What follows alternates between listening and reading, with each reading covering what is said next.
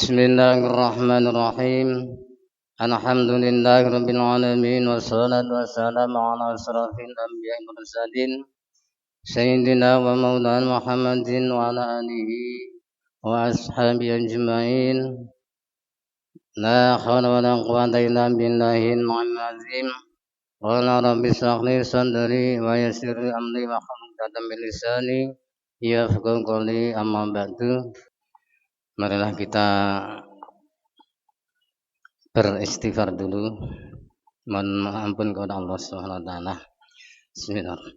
Astaghfirullah rabbal baraya, astaghfirullah minal khataya, astaghfirullah rabbal baraya, astaghfirullah minal khataya, astaghfirullah rabbal baraya, astaghfirullah minal khataya.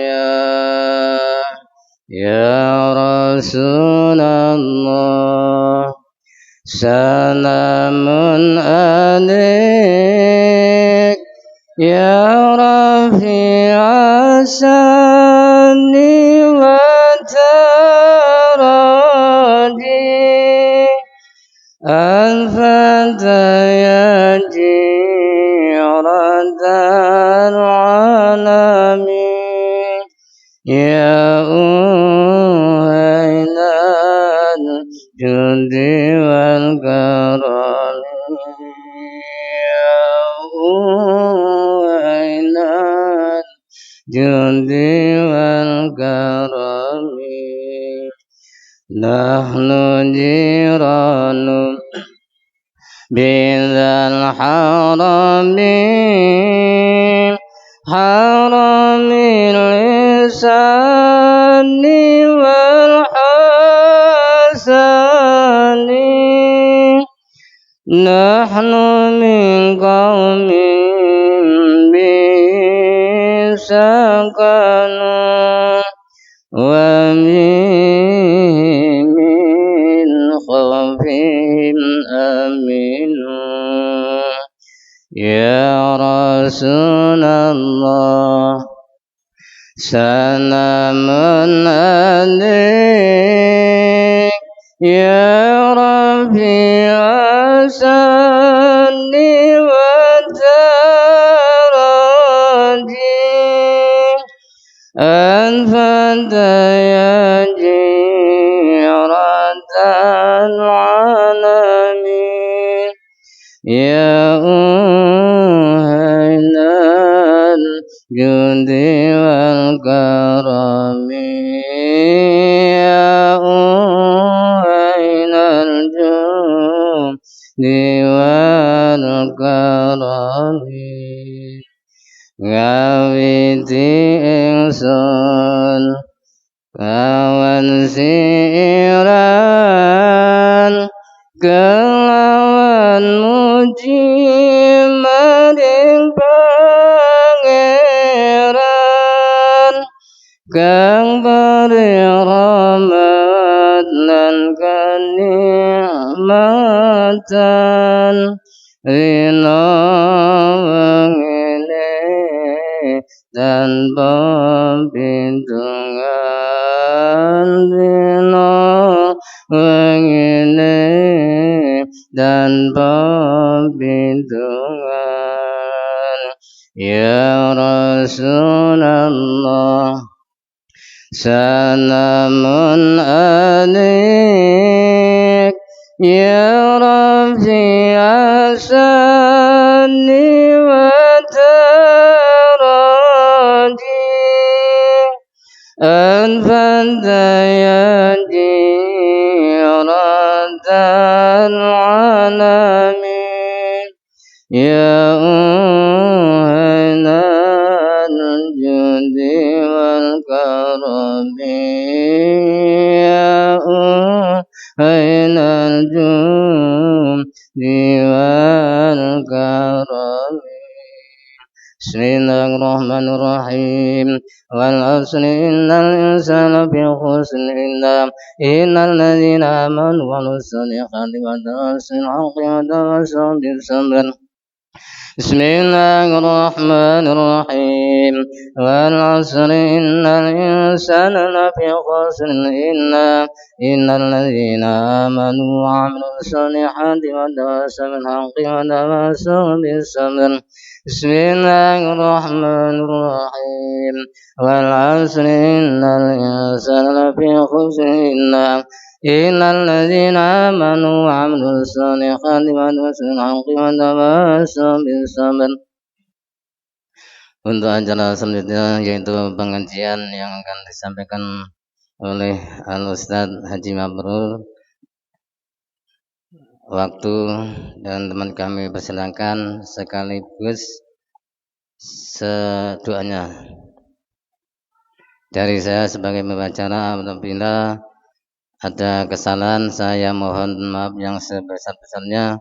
Akhirul kalam, assalamualaikum warahmatullahi wabarakatuh.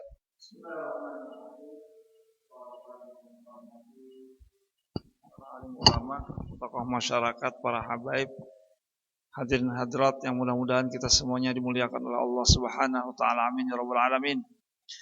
Assalamualaikum warahmatullahi wabarakatuh. Alhamdulillahi nahmaduhu wa nasta'inuhu wa nastaghfiruh wa na'udzu billahi min syururi anfusina wa min sayyiati a'malina may yahdihillahu fala mudhillalah wa may yudlilhu fala hadiyalah. Wassalatu wassalamu ala rasulillahi la nabiyya ba'dah wa ala alihi wa sahbihi wa man tabi'ahudah wa mawalah wa ba'd. Syukur yang tiada terhingga, kita hari ini telah diperkenankan oleh Allah untuk menikmati kehidupan. Nikmat yang tiada terhingga, begitu banyak nikmat yang diberikan, yang diminta atau tidak kita minta. Kita sadari atau tidak kita sadari. Kita hayati atau tidak kita hayati. Nikmat-nikmat Allah terus mengguyur. Bukan hanya jatuh satu persatu, tapi mengguyur tubuh kita, badan kita, kehidupan kita. Tinggal masalahnya kita mau mensyukuri nikmat itu atau tidak.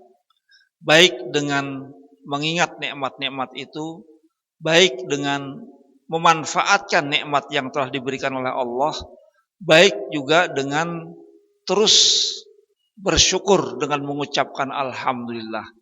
Mudah-mudahan kita dibimbing oleh Allah untuk selalu mensyukuri nikmat-nikmat ini, dan mudah-mudahan kemudian Allah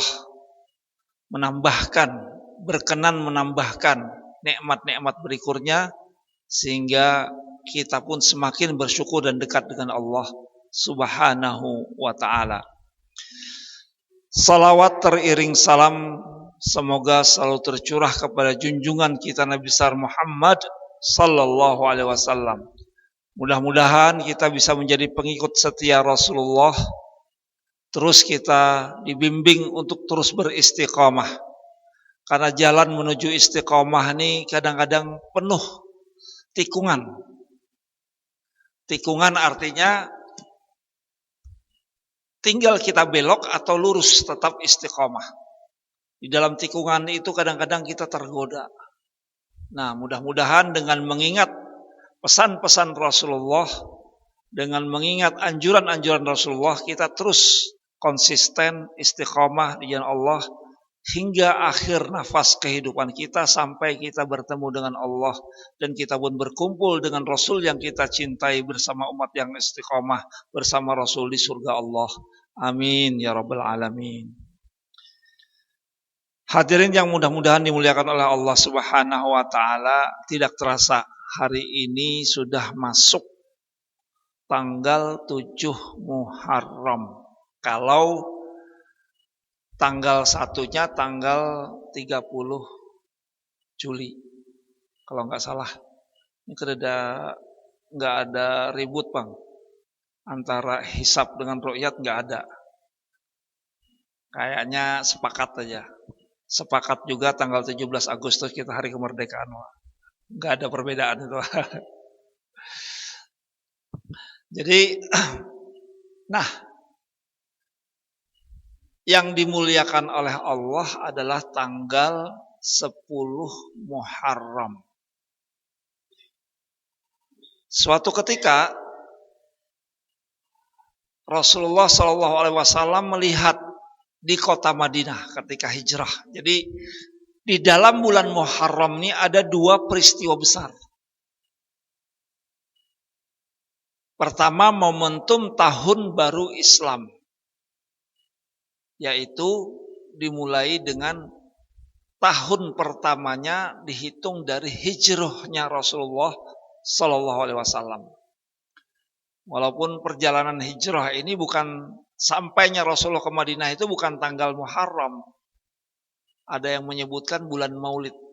Bisa jadi Muharram berangkatnya sampai bulan Maulid sampainya. Karena berkeliling-berkeliling dulu. Bisa jadi begitu.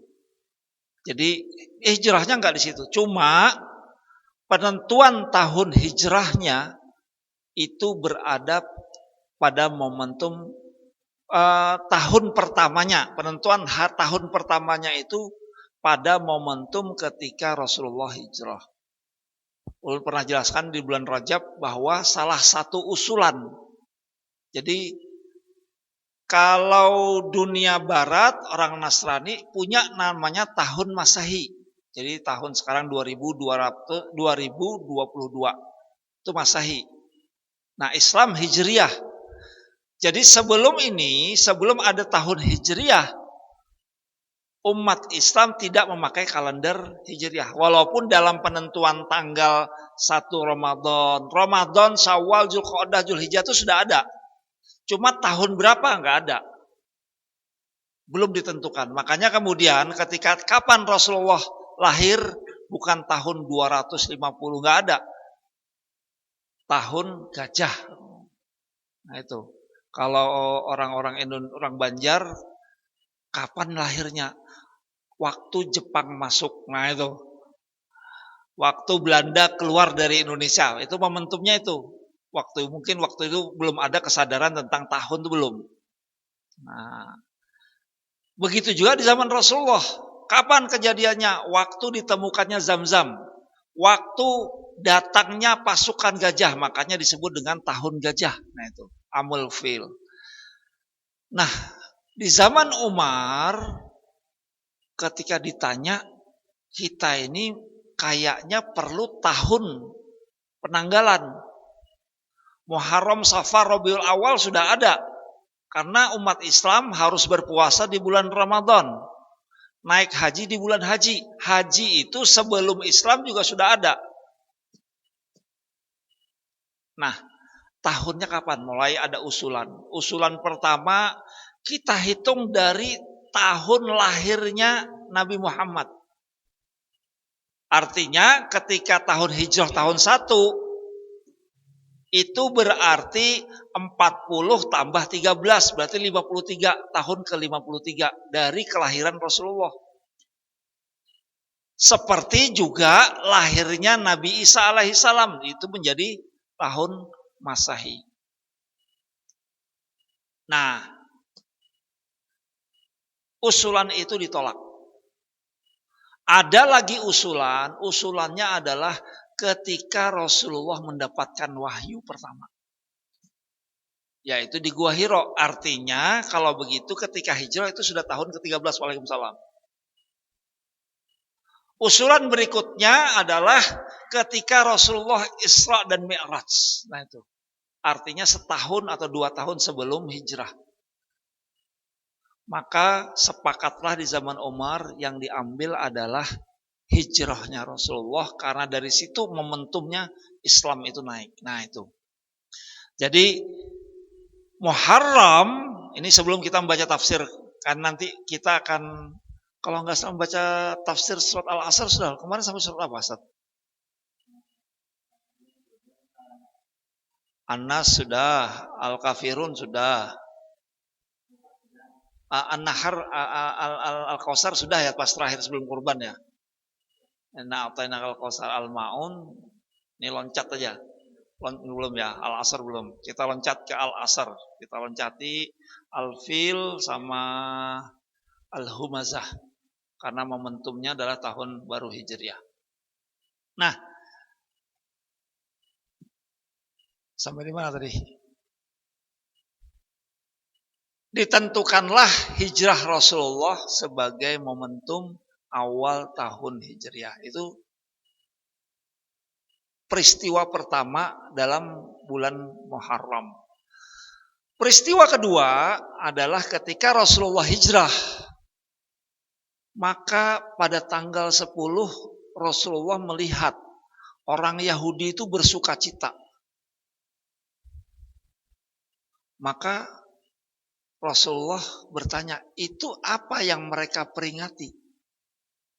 Kata orang sahabat yang sudah berada lama di Madinah, itu adalah pada tanggal 10 Muharram itu, kejadiannya adalah Nabi Musa alaihissalam diselamatkan dari kejaran Fir'aun.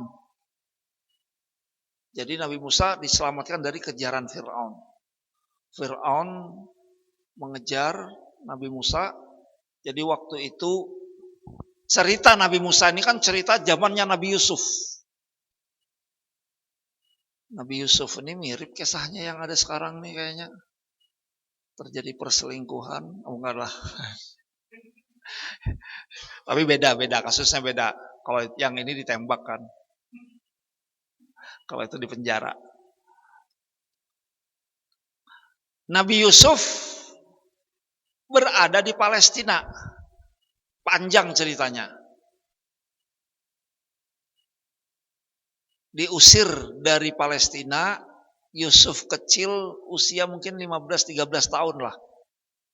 Kemudian diajak dijadikan pembantu atau asisten rumah tangga di rumahnya seorang pejabat di Mesir. Sampai dia besar, difitnah. Kesimpulannya akhirnya keluarga Nabi Yusuf dibawa ke Mesir. Beranak pinak di Mesir. Inilah cikal bakal masyarakat Yahudi. Nah itu. Jadi anak Nabi Yusuf, ada Nabi Yakub itu ada 12. 1, 2, 3, 2. Salah satunya Yusuf. Semuanya dibawa ke Mesir. Dari 12 inilah muncul keturunan-keturunan masyarakat Yahudi. Nah, ketika di zaman Nabi Musa alaihissalam, masyarakat Yahudi itu bukan menjadi pejabat, tetapi menjadi budak. Dulu yang namanya orang-orang itu punya tanah besar, yang kerja itu kalau sekarang harus pakai upah. Dulu nggak pakai upah, ada orang ditangkap, masukkan kerja, diperbudak. Nah, itu. Nah, orang-orang Yahudi inilah yang menjadi budak di masyarakat Mesir Fir'aun saat itu. Melihat kejadiannya seperti itu, Nabi Musa ingin menyelamatkan masyarakat saudara-saudaranya Bani Israel, maka Allah perintahkan orang-orang Yahudi ini hijrah dari Mesir kembali ke Palestina. Nah itu ceritanya. Otomatis kalau orang-orang Mesir ini, yang orang Yahudi ini yang menjadi budak-budak pekerja-pekerja di kebun-kebun mereka ini keluar dari Mesir, ini cagar terjadi gejolak ekonomi luar biasa. Maka Fir'aun menahan Musa. Nah itu kenapa kemudian dikejar. Kenapa sampai Fir'aun mengejar Musa, supaya jangan sampai orang-orang Yahudi itu dibawa pindah. Dikejar. Di samping itu supaya orang-orang Yahudi itu tetap menyembah Fir'aun sebagai Tuhan. Nah, ketika sampai di tepi pantai, sebelumnya masyarakat Yahudi melihat, waduh, ini kan kejar-kejaran. Ini kayak Rasulullah hijrah bersama sahabat, tapi strateginya beda. Rasulullah satu persatu berangkatnya. Kalau ini rombongan, orang Yahudi kumpul, berangkat bareng, sampai di pinggir Laut Merah, maka katanya orang-orang Yahudi, Inna lamudrakun. Wahai Musa, kita ketangkep. Kenapa? Fir'aun sudah kelihatan. Dia akan menangkap kita. Inna lamudrakun. Kita akan ketangkep dan kita akan dibinasakan oleh Fir'aun. Maka Nabi Musa dengan tegas dan penuh keyakinan, kalla, enggak mungkin. Inna ma'ya rabbi. Karena bersamaku ada Tuhan. Nah ini pelajaran kita. Ini Nabi Musa mendapatkan musibah akan dibunuh oleh Fir'aun. Maka dengan penuh keyakinan, kalla inna ma'ya rabbi, enggak. Aku bersama Allah.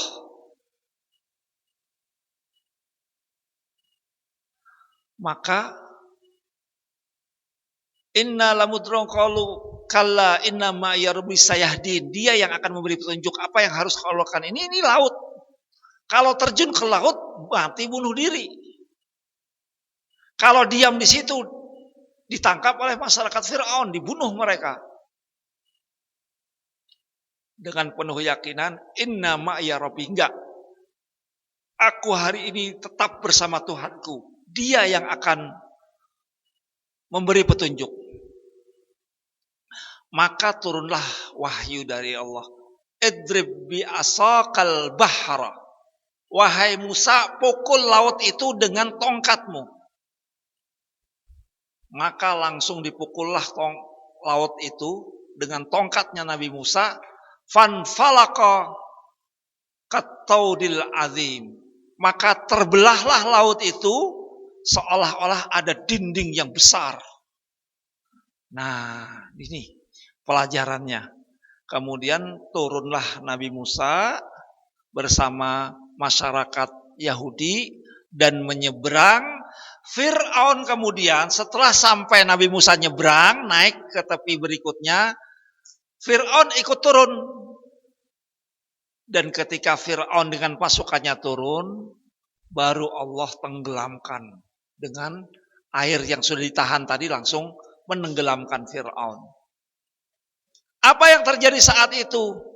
Maka katanya Fir'aun, amantu bima amana bihi banu Israel.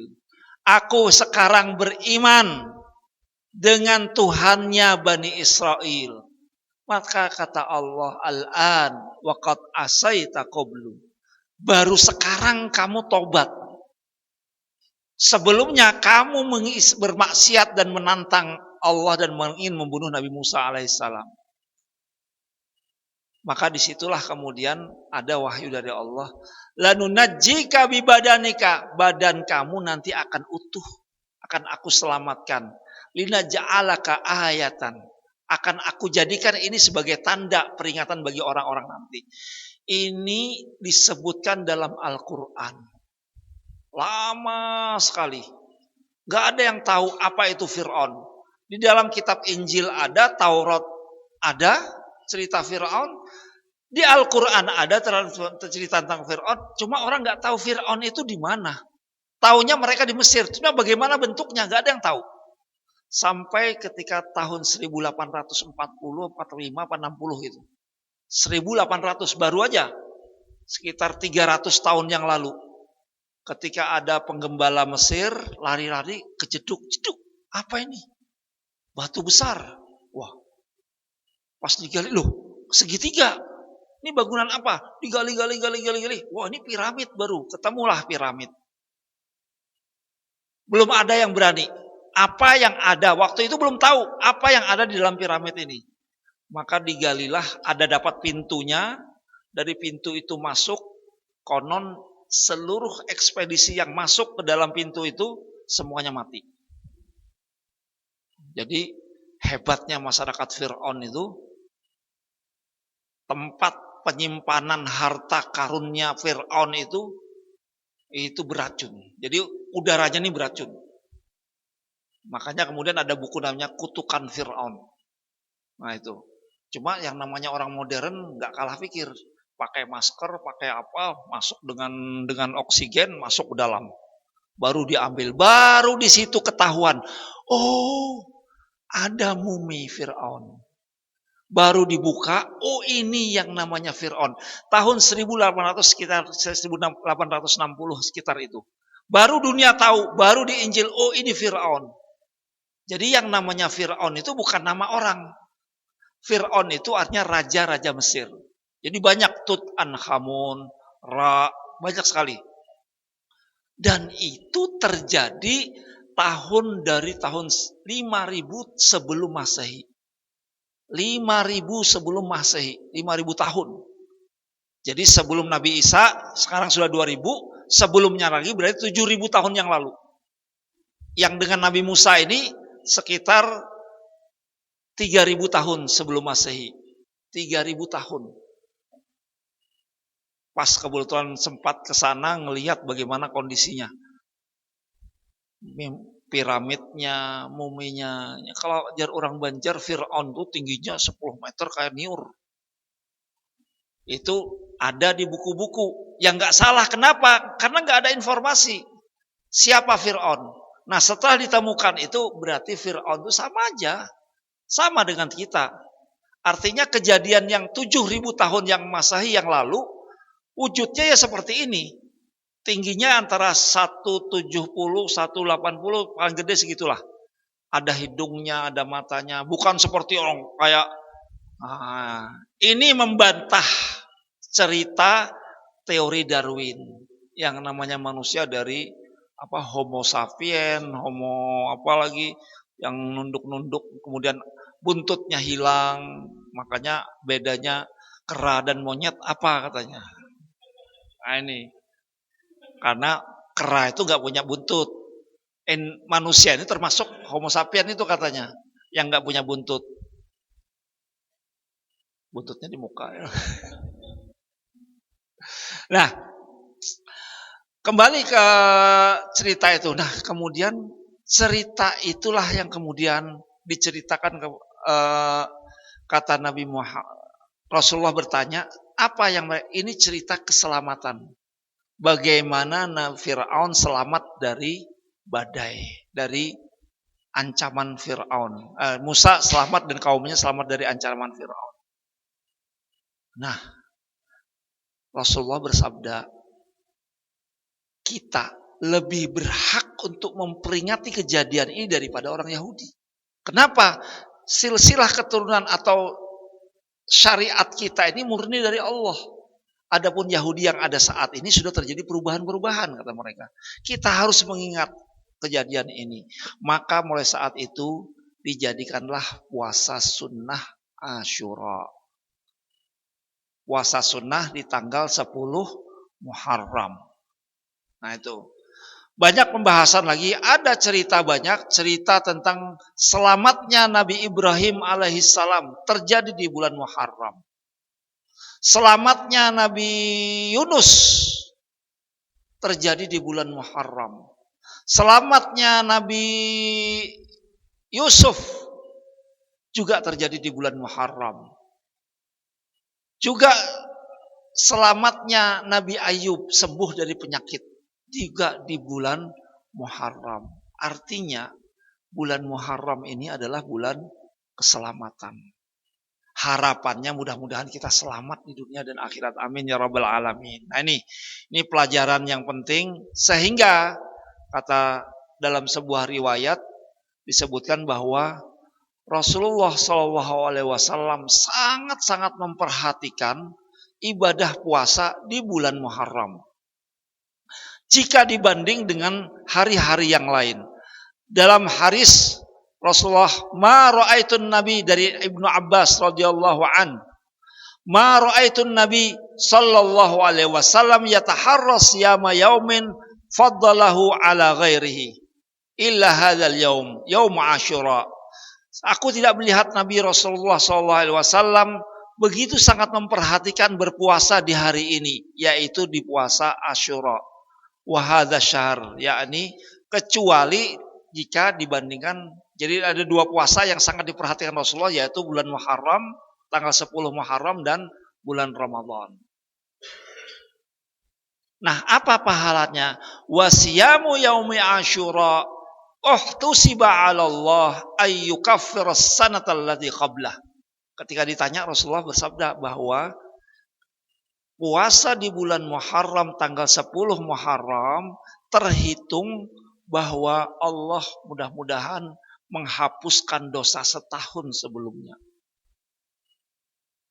Jadi ya yang punya kemampuan, kesehatan dianjurkan untuk berpuasa. Ya mudah-mudahan dengan berpuasa itu Allah menyelamatkan kita dan mudah-mudahan kemudian kita diampuni segala kesalahan dosa yang sudah telah lalu beri sebelumnya.